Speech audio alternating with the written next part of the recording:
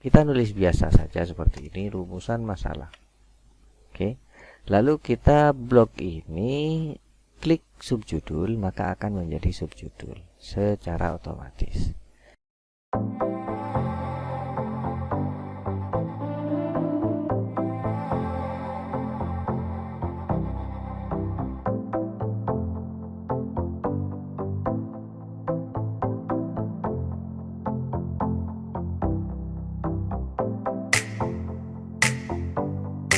Assalamualaikum warahmatullahi wabarakatuh, sahabat-sahabat sekalian. Sekarang saya akan menjelaskan bagaimana cara mengatur numbering di subjudul seperti ini secara otomatis.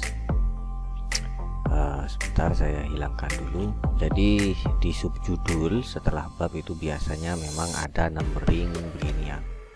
Ini biasanya di komputer, di Microsoft Word itu ketika kita menulis A titik, ini secara otomatis menjadi numbering. Secara otomatis menjadi numbering begini. Biasanya memang pengaturannya seperti itu. Jadi ketika A titik dan mau masuk tulisan, ini akan menjadi numbering. Sama seperti ketika kita menulis satu titik, ini akan secara otomatis menjadi numbering. Tapi kadang ya juga tidak demikian.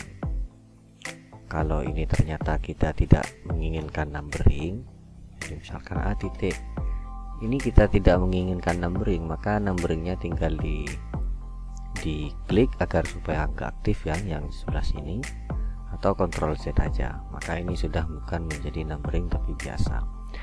Ada juga yang memang pengaturan Word-nya, pengaturan di Microsoft Word itu diatur tidak otomatis menjadi numbering. Nah, kalau tidak diatur menjadi otomatis, maka kita perlu mengubahnya menjadi otomatis. Tinggal di blok begini ya, kemudian diklik ini, sehingga ini sudah menjadi numbering. Kalau numberingnya ternyata bukan A, maka tinggal kita pilih di sini ya, numbering library ini, pilih yang A. Nah, tentu kalau kita mau ingin angka ya tinggal ini ya, tinggal pilih sesuai dengan kebutuhannya yang mana. Ini kita pilih yang ini. Kemudian ini tinggal diatur jaraknya. Jaraknya ini mau diatur sedemikian rupa sesuai dengan kebutuhan. Nah, kira-kira begitu. Nah, kalau sudah otomatis begini, tentu ketika kita masuk ke yang kedua, misalkan masuk yang kedua, ini akan ya sama dengan yang tadi gitu loh. Misalkan yang ini rumusan masalah. Oke, rumusan masalah. Blok, kemudian kita atur. Nah, kira-kira begitu. Kemudian yang ketiga, misalkan C, tujuan masalah. Tujuan masalah, anggap itu ya judulnya. Blok, kemudian kita atur lagi sesuai dengan kebutuhan. Nah, fungsinya apa kalau untuk kok kita lebih memilih yang otomatis daripada yang manual? Karena ketika di tubuh tulisan ternyata kita dalam proses penulisannya, kok kemudian kita akan menambahkan subjudul baru gitu. Kalau di pendahuluan barangkali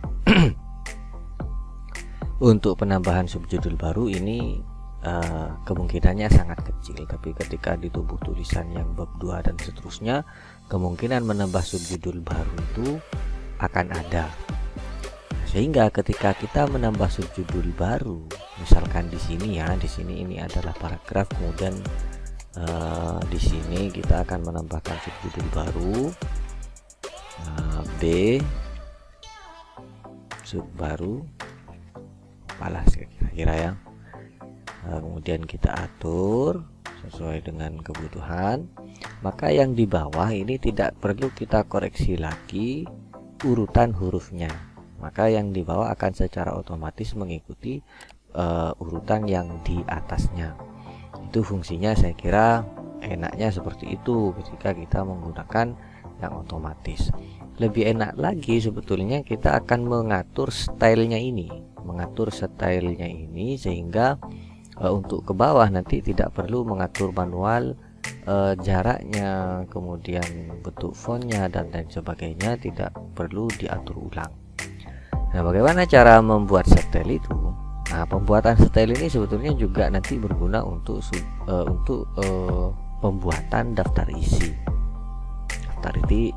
yang secara otomatis.